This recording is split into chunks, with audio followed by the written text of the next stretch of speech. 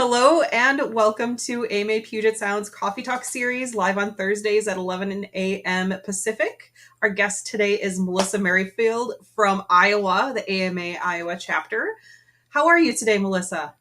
I am wonderful. It is, we are almost into September already, which today kicks off the first day of the Great Iowa State Fair. So I couldn't be better. Excellent, excellent. Are you going to be going? Of course, you cannot not go to the Iowa State Fair to either people watch, eat lots of food on a stick, and or go to a music concert. So I have a couple of those scheduled, and the state fair is always one of those things. Growing up as a 4-H'er, there's always a little heart that happens at the Iowa State Fair time and the dedication that comes into that. So Yeah. I'll be checking out the fair. Excellent, excellent. That sounds so fun. Washington State Fair is not for another couple weeks, so I think in September it starts. So one of my kids keeps asking, "Are you going to the fair, Mom?" Yes. So what's your favorite thing to do at the fair? People watch. People watching the food. Yeah, it's a lot of fun. It is. I have a couple really fun state fair memories. I used to work with them cohesively when I was at KCCI and doing marketing. And one of the fun things two things we did a scavenger hunt at the state fair as a team. So fun. And then the second was I actually got to go to the testing of all the what could be new foods for the fair. Nice. And just being able to experience that creativity and seeing what the vendors come up with as what they think could be the newest, latest, greatest state fair food was a lot of fun. I'm sure. And then seeing it from a marketing perspective too, like that's focus group, that's what we like to hear. We like to hear the feedback directly from customers. So getting to see it from that perspective, that must have been really neat. It was really neat. And I think that's part of what makes just being a part of AMA Iowa, being a marketer, is those experiences. And I think, when we go to any type of those events, we look at things a little bit differently than the average. Even when I went to Indy Hy-Vee, the local grocery store just had the Indy 500 or 250 here down in Newton. And as a marketer, I was amazed at the companies that AMA represents and then the companies that were involved and just the precision and the ideas that came out of how are we going to stand out at this Indy 500. And I think by the time I was done, I counted up there was about 13 different companies that I'd had the opportunity to work with or worked within AMA of Iowa. So I think marketers, we just look at that stuff a little bit differently and we geek out a little bit and get excited about the signage and the things that's not everybody would look at that in that same spec. Exactly. And then what can I copy? or what can I take back? Or do I have the budget? Is it in my budget to do that? Can I do that? Exactly. And then, we can be a little judgmental too. Maybe, I could have done that better. Right. I'm sure that happens in every industry, whether you are a plumber and you see somebody else's work and pipe work and you're like, I could have done that better. I can see that in multiple industries, but we're marketers and we're talking about marketing. So yes. I want to pull some stuff out of your brain today about Google because there's googly. Yeah, googly. I love it. There's a lot. And before we get into it, I know we're going to be talking about GMB. Could you quick give us a little update or a refresher as to what GMB is? Sure. Touch that. So as in the world of marketing, the world is always changing, evolving, and growing. So is Google.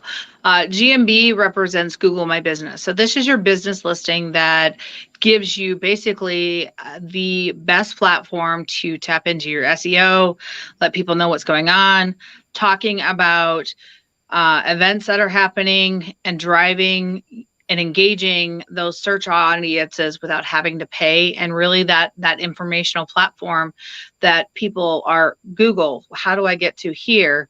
And they're clicking on engaging in that aspect. So it's one of those pieces of your business that's really important to engage in, but there's some tips and tricks in there that you can utilize that are free. It's just another platform that taps into the back end of your search engine, maximizing your profile, talking about the different things that you do. And all of those things feed into some of those searches that we're paying for. And it is, if you Google also rewards for playing in that space in the way that, they're kind of developing. So for example, did you know that you could go out with your phone that has your geotag on and drop a pin with a picture, and then that now puts a pin in that spot, and you can actually come back and see the search volume that happens in that area from it. So it's kind of some of those things, and these are all free things that you can do. And most of us are walking around with our phone all the time. And so if you download the Google Business Manager, you have your business profile in your pocket. And there's a lot of things that you can do within that space that Google rewards for. So just a few things, a few tips and tricks. They've kind of gamified it almost.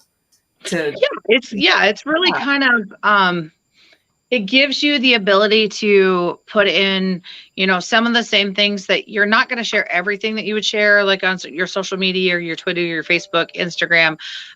Most of us have a little bit different strategy on how we push out to those things.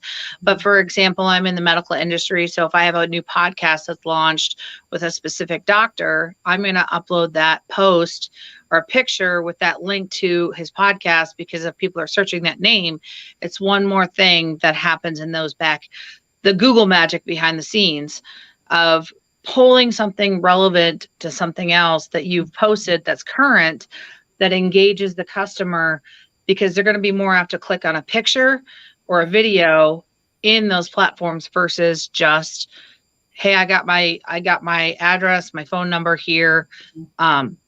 It's really just a space that you can really own and kind of capitalize in your markets if you build it correctly and utilize it in the ways that Google is wanting you to engage into it. Sure. So it's the Google platform basically trying to help you enable yourself to be found. It's not so much a social media platform as it is factual. You're sharing facts about your business, the hours and your location, things like that. So what are some, you touched on a few items, but how else can you maximize this?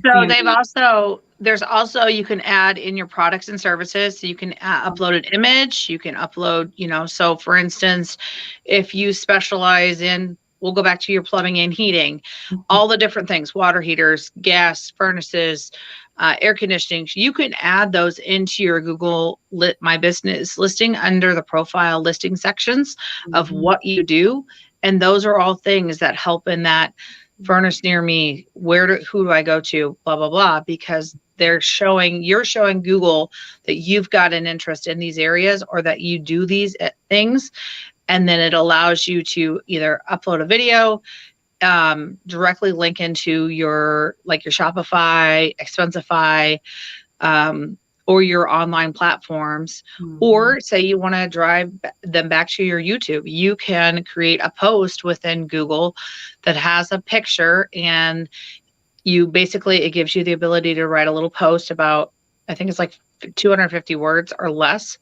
And it may be less than that. But if you tap into your SEO and your keywords of what people search for you, then it enables you another piece to help all of the paid advertising that you're doing. Absolutely. And I can definitely see like small businesses, nonprofits, restaurants. Restaurants could be easily using this to show their menu, especially we're still in that pandemic-ish. Oh, for sure. And even if you have, say, for instance, you are a company that maybe has service areas in multiple locations, but you only have one physical location, how easy is it to be out and about and snap a picture with your Google location settings on? You upload that picture in there, those location settings automatically follow that post, and you are now physically put that pin in that location at which you're fixing a roof, or you're delivering food, or you're a plumber, or you are looking for doggy daycare or something in that spot. So then you help others you help yourself pull up higher, quicker, faster, because you've just increased your relevancy in a location setting standpoint. I'm probably going way too geeky, but it all works. Yeah, well, we wanted to talk about geotagging, so yeah, let's. That's kind of the magic. Yeah. Seriously, it's all about taking that picture when you're in your GMB, having your Google location settings, your location settings turned on. If you look at most of your pictures, it's already usually turned on. Most of the time we have to turn it off. Yeah. So it's just taking advantage of the locations, your target audience, who you're wanting to reach, and maybe being even a little bit intentional about maybe putting those pins in specific spots or specific locations to help pull yourself up a little bit higher. And that's where you really have to know what's going on in your Google Analytics. If you're running Google AdWords, who's engaging in your stuff, where do you need a little bit more love in those specific areas. And you can do that by creating those geotags and dropping those photo pins. And then guess what? In 2 weeks, you can come back and actually see the search volume that's happening in those specific areas. So it makes you really dangerous as a marketer. Right. Absolutely. I do have a quick question then. When it comes to privacy, is that an issue? Well, of course, it's all to the Google standards. And so there's not anything that's tracking, like it's not showing who I am. It's not showing my physical stuff. It's all based upon a lat longitude in that pin that gets dropped. Okay. It's not like Melissa Merrifield dropped a pin here. Okay. It's all in a lat longitude. Okay, excellent. Because I can see some folks that might be a little leery to do that. But yeah, if you're doing it strictly from an data point, latitude data point from the Google My Business app, and you're doing it yourself, yeah, that makes a lot more sense. Yep. Yeah, that's a lot less scary. Yeah, no, and definitely that's a great question because it is. So it's all in the app, and you can, when you're out there, it's as simple as pulling up the app. There's a little button that's like, what do you want to do? What's new? Do you want to highlight? Do you want to just post a photo?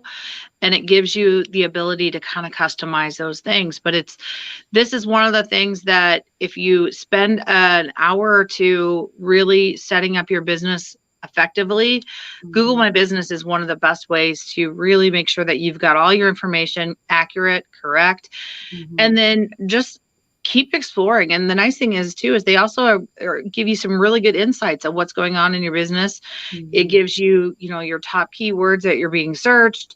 It shows you your call volume. It shows you your clicks. It shows you how many people clicked on your website. They give you a 6-month snapshot. So even if you're not super excited about getting into Google Analytics or transitioning to G4, which that's coming down the pipeline. That's a whole nother conversation of what's to come in the reporting avenue. But if you're really looking at ways to just kind of get a good, quick snapshot of your business and how it's performing online, that's one of the nice things about Google My Business too, is that they do give you some of those analytics, and it's great information that makes you a little bit more aware about how your business is performing online, but also how are people interacting with your Google My Business profile. Sure. And so once you've spent the work, setting it up, how often should you be checking on it? Because it's not just to set it and forget it. It's correct. You need to be looking at it. So what is a recommendation for, say, a business that like, I'm a little leery on doing this, but I know I need to be consistent. Yeah, but it's one more thing that, and especially if you got social media managers or you're managing Twitter, Facebook, LinkedIn, they're all the platforms. So usually I'd like to say at least if you're engaging in the platform at least once or twice a week, making a quick post, Google will see that you're very active in your profile, you're engaging in it. And it also, if you have those images in there, Google also likes to show people how your business is. And those that have a photo or interact in there are going to pull up way quicker, higher than some of them that don't. Sure. So images are very important.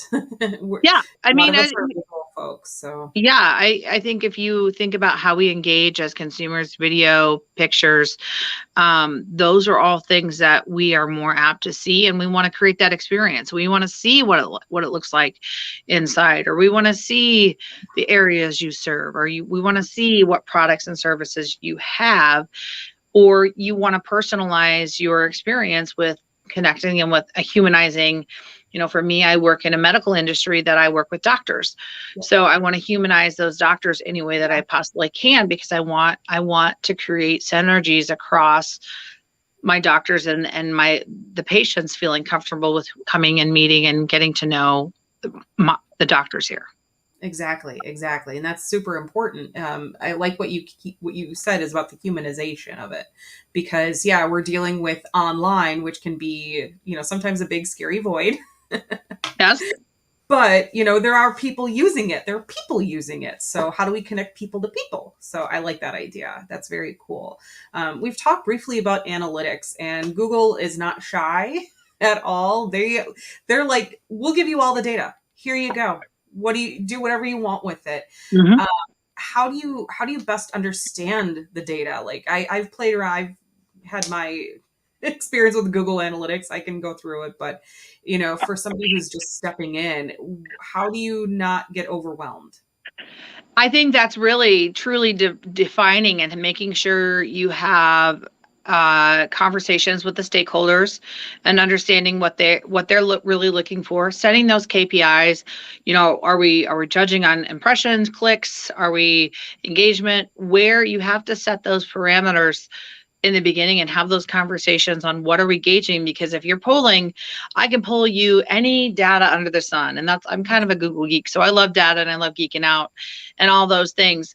But it's really truly about having those strategic conversations about what are my KPIs, what are we measuring, what are our goals, what are our long time goals, and what's most important to me that validates that. As a marketer, how do I know it's really working? Mm-hmm. How do I know it's really working? And the sooner that you define those conversations with your stakeholders or the people that you're presenting to, it allows you to get a little bit more clear about what it is you need to be reporting on, what type of report I need to create, and how do I obtain that data? Is it something that I can utilize one of the Google tools to get my data from, or do I need a third-party tool that's going to help me really get a bigger, better, broader scope of the vision? How far down the funnel do I need to go as a marketer, as somebody who's showing that ROI to someone that's investing? Right now I'm in a unique situation where I report to my COO. I also have a board of directors that I report to, and I also have 32 individual partners that I report to. So there's a lot, and if somebody's looking at something differently, clicks versus impressions, we're not measuring apples to apples. Right. And so I think that's one of the things that Google is really great about. There are a lot of great tools and reports and things that you can do. You can also get really super geeky in building your own. There's also a lot of templates and things that you can tap into that you can build upon, even if you don't know. And Google has a lot of resources that once you start doing like Google AdWords and stuff, you can get a dedicated support person that if you just pick up the phone and have a conversation with. It's not that easy. I make it sound easy, but it's not. So learning the channels of how to navigate support, I think, in the Google world, and the resources that Google puts out in there to help you be a better marketer. There's videos you can watch. You can also, it's always good to stay up on the latest, greatest trends. And I know that's exhausting, but as marketers, we're always in a world that's changing, evolving, and growing. And so that's just part of our nature. So I usually try and learn something new each month, each week, on tips and tricks of what I can be doing to better make my experience or enhance or help another marketer. Absolutely. There's a lot. There's a lot. There's so much. Yeah. And like you said, it comes down to what is important to the stakeholders. Is it conversions? Is it finding out where people are coming into your site. Is it where they're jumping off, how long they're staying? It's all important, but it's just based on what are your businesses, your company's end goals. Yep. Yeah, absolutely. Yeah. Just, yeah, basically what you just said. You're just validating it. It's all good, Julie. So we're still talking about Google because it's great, and they give you a lot of they give you a lot. But we've talked about some Google tools. What are some free ones that you really like? So a couple that I really love is Google Search Manager. That really kind of gives you a snapshot of what's happening in the search world. And then Google Trends. If you have not used Google Trends, it is a super fun, amazing free tool that allows you to look at your industry, look at your competition, kind of see how you're performing in a local area, but also you can look at it at a national level. And then from there, it kind of helps you highlight some of the areas of where you're getting interest in, where they're, or if you're a national company, where the hot pockets of interest might be, and just really taking a snapshot of those search volumes of your business or your industries, and where there might be some efficiencies in that you can create when you are going forward in your paid advertising campaigns, and just really truly, making sure you know your audiences and tapping into those. Those are just a couple that I really enjoy. And of course, you can't forget Google My Business, because again, that's a free at this moment. I still have I'm going to put my prediction out there. At some point, Google's going to make us pay for Google My Business. But that's just my own personal marketing assumption. I have nothing to say that it is, but that's just one of those things that I think at some point, it's going to be one of those things that there is more people picking up and utilizing it in the capacities that they're building it for, that it has more value than what just a free tool. Right, exactly. Especially when there are a lot of third-party services that are that you can add on or integrate that are charging. Yeah. The other biggest thing within Google My Business is managing your reviews. That is 100% one of the best things that you can do for your business through Google My Business, is managing those reviews and interacting. And, if somebody leaves you a good review, thank them for that. Say, thank you. We appreciate you. If you get a bad review, make sure you're responding to it and reaching out to that person and saying, how can we help and make it better?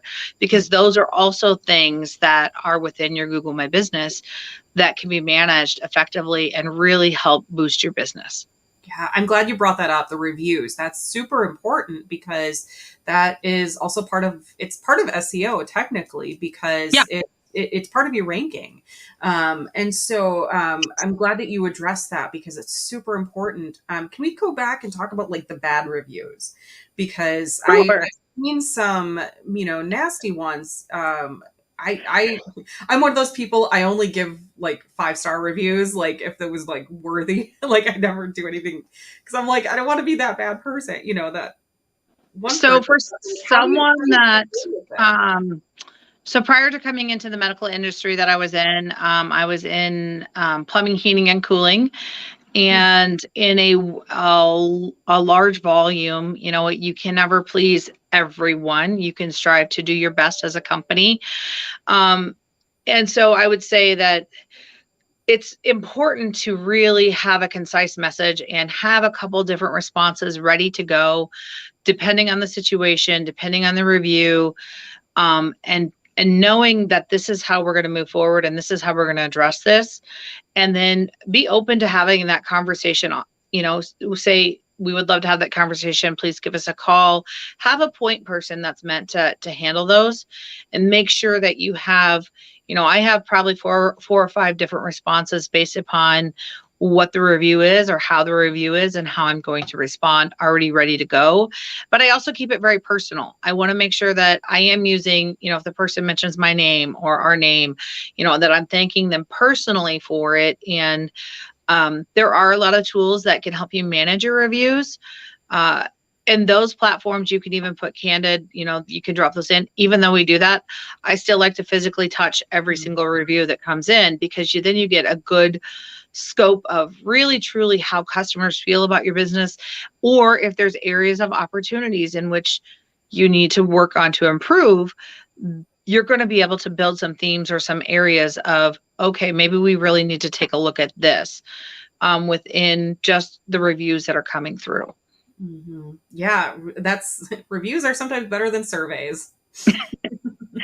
Well, and there's so many tools too that can also help you automate that review process. And don't forget to ask for the review. Yes. Not everybody's just going to go out and give you a 5-star just because they had a great, amazing experience. But if you have a tool or a system in place to ask for that review, and they had that great experience, more than likely you're going to get that review. And there's even some tools out there that can help you kind of figure out, say you're at like 300 reviews and your score is like at a 4.2.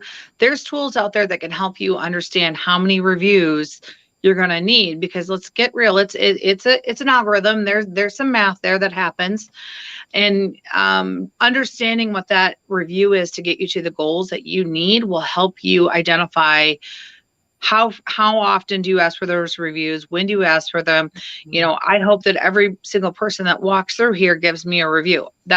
We're busy people. There's a lot. We have a lot coming at us and that standpoint. And I think sometimes that's part of that customer service piece too, that just, it's nice to hear, but it's also nice to ask. Right, exactly. And making it easy for them to do that, whether it's a quick QR code or, Yep. Part of their receipt, Yeah.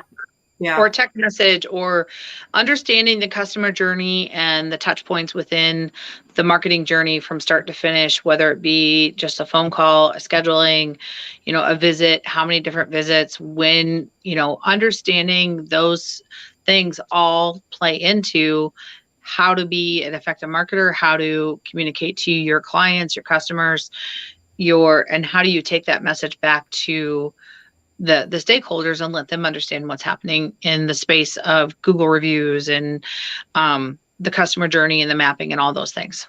Right. We went through a lot. I hope people were taking notes. But I want to pick at your brain just a little bit more before we end. But Sure. One This question. has been fantastic. I could talk all day long. I know. It's so easy to do that too. Yeah. Especially as marketers, we tend to like to talk quite a bit. We do. We like to share knowledge. Yep. So we've talked about Google, we've talked about Geotagging, we've talked about ads, we've talked about all of that. Is there anything else that you want the audience to know about how to get the most out of Google?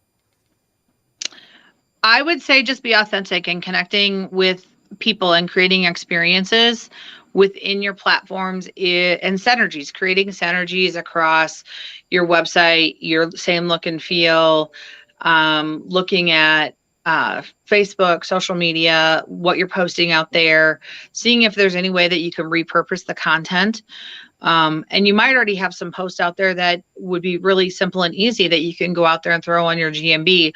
There is a little bit of a sizing difference, so you want to make sure you look and make sure that might have a couple set in the Google My Business sizing, because then it just makes it look better, better user experience. But it's just creating that experience with the customer and your business and what you want them to know about you as a marketer, as a business, as somebody who stands in the community. If you've got a stellar 5-star, that Google experience that you create in those pictures and the posts that you put in there is only going to continue to enhance that stellar 5-star review. Right. Exactly. And then eventually you create that FOMO. And you got, and the nice thing is too, is there's great data that comes from the back end of that too. It's super amazing. I mean, it really truly gives you a great snapshot of just what's going on in your business the last 6 months online, or even if you want to get granular, you can even go into like 1 month. So if you could start tracking. So I had 552 calls in July, and now in August I have 600 calls. It gives you the ability to kind of say, oh, what changed? What's going on here? Right. Exactly. And then if you look further on, what people are doing on your website and connecting your website, connecting everything you can to the analytics. And then it really gives you a story, and it's amazing. It's so fun. It's so It fun. is. It is so fun. It is so fun. I can geek out on data and connecting and telling the story in so many different ways. But I just think there's a lot of opportunity for businesses to maximize their Google presence without even having to spend a lot of money. I mean, a lot of times when people think of Google, they think of, oh, I got to spend money. Well, it is there's ways that you can monetize and enhance your marketing through Google, but there's also some ways that you can take advantage that it's, whether it's just that 10-15 minute time window that you set and allocate once per week of, hey, I'm going to do this, your results will be tremendous. Absolutely, absolutely. You'll start seeing results pretty quick. It's Yeah. amazing. It's amazing. I just want to quick mention you are president elect of AMA Iowa, and I wanted to give you a minute to talk about what's happening in AMA Iowa. Anything, what's coming up? Great. Well, thank you so much. The AMA is the American Marketing Association, just in case you're wondering, because it could be American Medical Association, AMA, gotten that a couple times. But AMA Iowa, we just launched a great new website. We're super excited about what that is. We're about a 300 member chapter. We serve the entire state of Iowa, and we have about a 32 board member board. That's pretty exciting. Our collegiate experience has really been enhanced over the last couple of years with Iowa State, Iowa, and just really our main goal is really helping mentor and elevate others and create a space that gives us as marketers a place to come to bring ideas, to collaborate, and also to help elevate our other marketers in our market and really highlight and showcase, the experience and the businesses that we touch and reach across the state. And, as we continue to connect, we're also working on our SEA awards. That's a chunk in itself, getting ready for those. But we're pretty excited about it in our new upcoming year. And we are actually a chapter that we have two presidents that they co-president together, which is really exciting because the more that you can share the wealth of an experience and tap into what you truly love about doing and being a part of AMA, the more you become engaged and excited about all the things that we do as members, as leaders in our communities.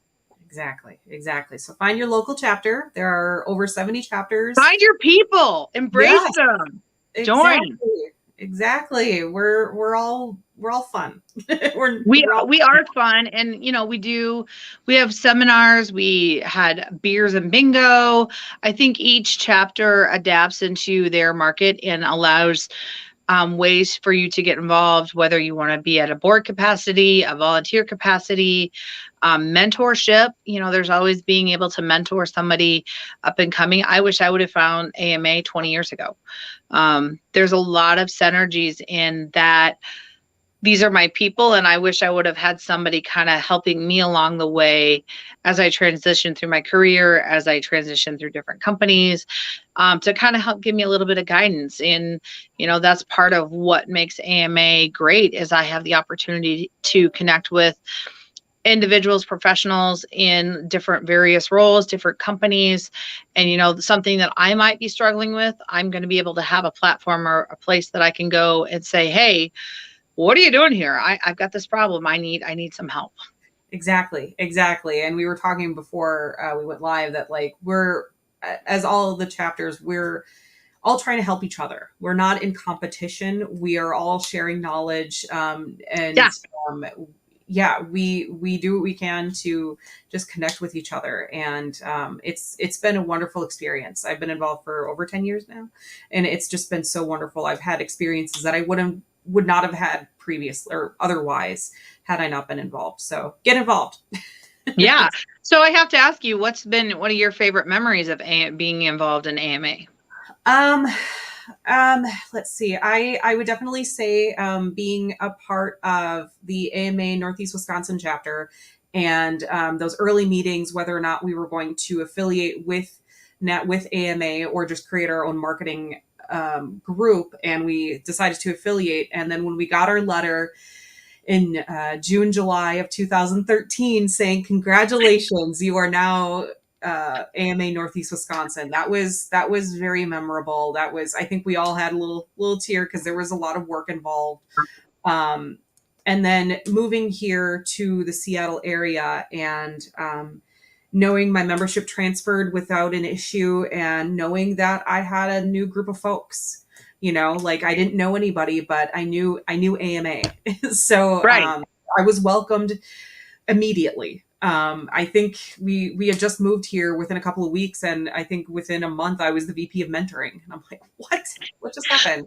So Well, those are yeah, and when you talk about that being VP of mentoring, I do think that AMA gives you the opportunity to kind of test out some leadership roles in which that it prepares us for the real world and helps us make those transitions and move up the ladder, if that so chooses to be your direction. But it gives you the ability to really kind of take on that role as a volunteer status to pivot to those leadership roles within your community, within your companies that you represent. Exactly. And the other thing that there's one more that I want to add on is just the fact that you get to try, like kind of touching what you just said, is like you get to try different things that you normally wouldn't get to try in your job because you've got, your boss and their boss, and they may not understand it. But as a group, you can come together and like, what if we just try it? I don't know. Let's just do it. Okay, Let's cool. just do it. Let's Yes. go for it. And you all feel like we're doing something that we normally don't get to do, and it's fun. So I love that, Julie. That is so true, and I think that it is true. Is that just because something was set in stone a year ago as a chapter, we don't have to do that. We have the ability to, pivot, recreate, and continuously evolve what this AMA chapter looks like for us, and then we can take those experiences back and share with across the country and say, hey, this is something we tried and we loved it. We had a lot of fun and it's worth it. yeah, exactly. Gosh, we could. If AMA needs any testimonials, just come to I this channel. think I've gotten so I, many. I think you spoke to my friend Bob last week. I did. Bob's amazing. Yep. Bob is amazing. There's my shout out to Bob. I have much gratitude for Bob and all the things that he does. And I think him and I were on a podcast together. We talked for 90 minutes. We had a lot of synergies in that. He had worked in Iowa, all the things. And just so, yeah, I know we want to keep it short and sweet, but I do hope that everybody got a little piece of information today and enjoyed listening to us. I had fun. I got to know another marketer in another capacity. We shared some wisdom and it was fun. Yes, I love it. So yeah, we're always looking for guests too. So Okay. marketer. This has been amazing, Melissa. I really appreciate your time taking out of your day, especially you're a couple hours ahead of me, but it's all good. But I appreciate it. And I love learning about your chapter as well, because we're sharing knowledge. Yep. And, I think I share the same gratitude in that I appreciate you taking the time to do this and providing a platform and a space for others to connect and learn from each other. I'll definitely push it out there. I might know a couple people that might make good sense to be on here, but I think it's great that as chapters, we're starting to come together and have some crossover the borders and helping each other along the way. Exactly. Hands across America. That's right. All right, Julie. Well, thank you so much. I really appreciate, and I look forward to future conversations. Maybe we'll have a follow-up next year about what the latest, greatest Google trends are. And I'll tell you, oh, don't do that. Don't do that anymore. That would be wonderful. We'll plan for that in about a year for an update. And to our audience, thank you so much for your time and watching us. We'll have Melissa's links in the description, including AMA Iowa. And if you enjoyed today's episode, please hit the like and subscribe button. Everyone, have a great day. Yeah, have a great day. Thanks so much, Julie. We'll talk to you soon. Bye, everyone.